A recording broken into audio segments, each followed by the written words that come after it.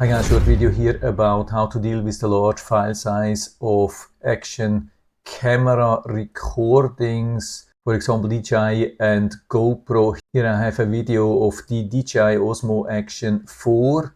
It's recorded in 1080p, 60 frames per second, and you can see it has a length of 2 minutes and it's already more than 600 megabytes. So why does the size here also matter? There are a couple of things, especially for me. For me, it's if I want to keep such footage after producing the videos, for example, for YouTube or Amazon for longer time in case something happens. This can fill up a hard disk pretty fast. Imagine I have a 20 minutes recording. That would be more than 6 gigabytes. And even more important for me is when I want to use an online video editor, then such huge sizes can take quite some time to upload. Imagine you have to upload 6 gigabytes at maybe 30 megabits per second. This will take forever, and usually online video editors, which a lot of people are using these days, they have quite some limitations regarding upload sizes. A lot of them have a limit of 1 gigabyte per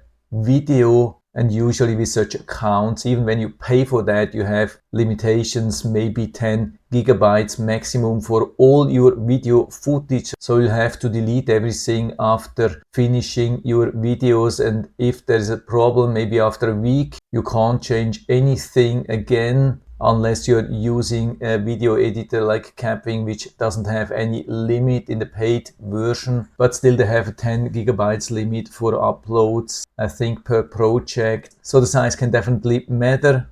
So what can we do? Most action cameras like GoPro and DJI, they produce 2 files. That's the original large file in 1080p, and that's a smaller file. Unfortunately, it doesn't show what it is actually in the file explorer. So what can we do?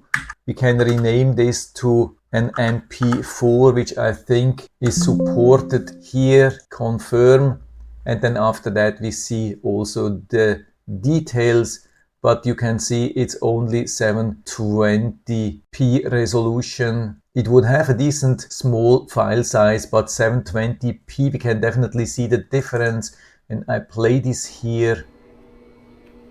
I don't know if you can see the difference here. That's the full quality and that's the 720p. I mean, it's not terrible, and I've been moving around here, and for just a short video explaining some technical stuff or so, 720p here from the DJI would be sufficient, I think. But I found a better way, and that's converting this with an easy step using the file converter. So we have some presets here, but I can also show you the details here when I click on configure presets. Move this here, that's the MP4 preset, quality level of 30.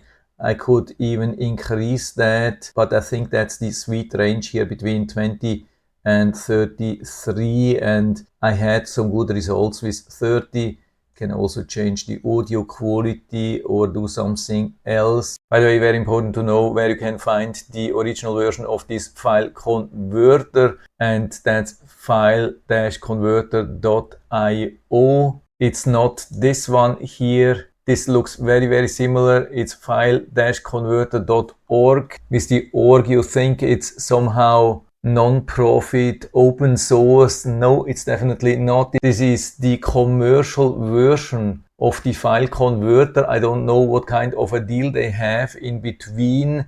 At the very end, what you see, these versions are very similar, but they are trying to sell some cloud storage, and I don't know what's exactly behind this thing. So my recommendation, definitely go with the file-converter.io. You can see it's also based on open source, has a little bit of explanation here, asks even for donation because it's actually not a commercial project. And so let's see how this really works. I right click here, click file converter MP4. Now you can see what it's doing. Takes a while, doesn't work instantly, especially for large files. Also depending on the speed of your PC. In latest versions I had a progress bar. Don't know why it's not showing up. Here you can access also the settings again, and here you can see the log. If you think nothing is going on, check here, and especially here, then go down and see if something still working.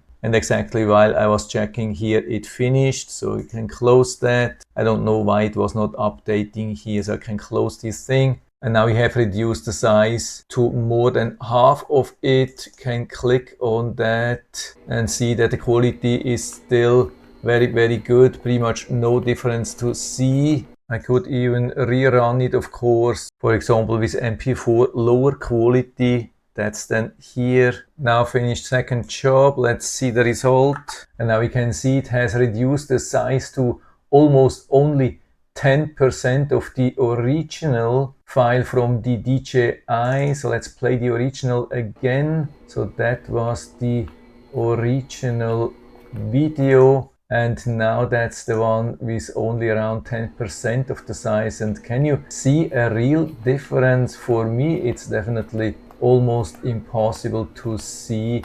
Colors, sharpness, everything is really nice. I don't see any artifacts or so, no problems. And by the way, we can see it's still at 1080p, even though it's about half of the size of the original low resolution file, which is only 720p. And so let's play this one here again with full 1080p, half of the size of the original low resolution file.